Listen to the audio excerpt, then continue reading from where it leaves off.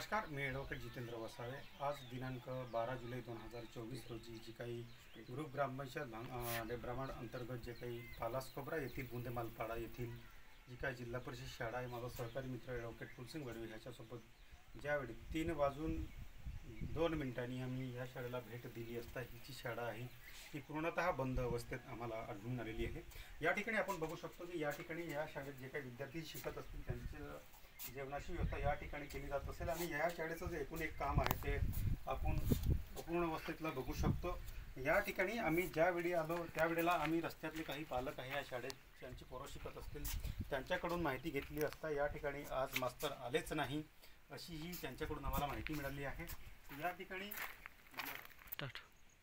ठिकाणी या शाळेच्या विद्यार्थ्यांसाठी हे जे काही शौचालय तयार करण्यात आलेलं आहे हे देखील आपण आतून बघू शकतो। या ठिकाणी ही जी काही परिस्थिती आहे ती आपण या व्हिडिओच्या माध्यमातून बघू शकतो। या ठिकाणी विदाऊट भांड्याचं हे टॉयलेट आपल्याला म्हणता येईल।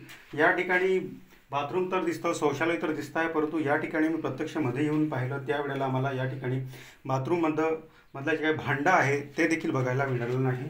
या ठिकाणी विद्यार्थी ज्या ठिकाणी शौचास येत असतील ते देखील आपण या ठिकाणी या व्हिडिओच्या माध्यमातून ह्या बाथरूमची एकूण एक जी काही परिस्थिती आहे ती आपण बघू शकतो।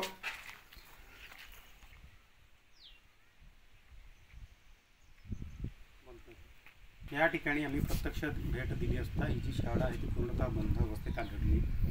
ह्या प्रकारच्या आपल्या या सातपुड्यातल्या जे काही जिल्हा परिषद शाळा आहे किंवा इतर ज्या शाळा आहेत त्या कुठल्या प्रकारे चालत असतील असा आपण एक अंदाज बांधू शकतो। या ठिकाणी आदिवासी डिपार्टमेंट म्हणतं की ह्या ज्या भागातल्या ज्या काही आदिवासी खात्याअंतर्गत ज्या कुठल्या शाळा आहे त्या शाळा संपूर्ण शिक्षा मिळाल्या पाहिजे या दृष्टिकोनातून निधी दिला जातो आणि सगळे विद्यार्थी शिकले पाहिजे असं म्हणतो, परंतु एकंदरीतच आपण या ठिकाणी ही जी काही परिस्थिती आहे ती प्रत्यक्ष पाहिलं असता ही जी विदारक परिस्थिती आहे, गंभीर परिस्थिती आहे असंच म्हणावं लागेल।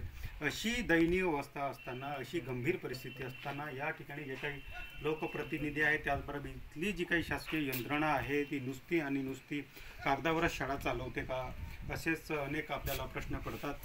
तोपर्यंत ह्या व्हिडिओला पाहायला विसरू नका, लाईक करायला विसरू नका, शेअर करायला विसरू नका आणि जास्तीत जास्त फॉरवर्ड करायला विसरू नका। धन्यवाद।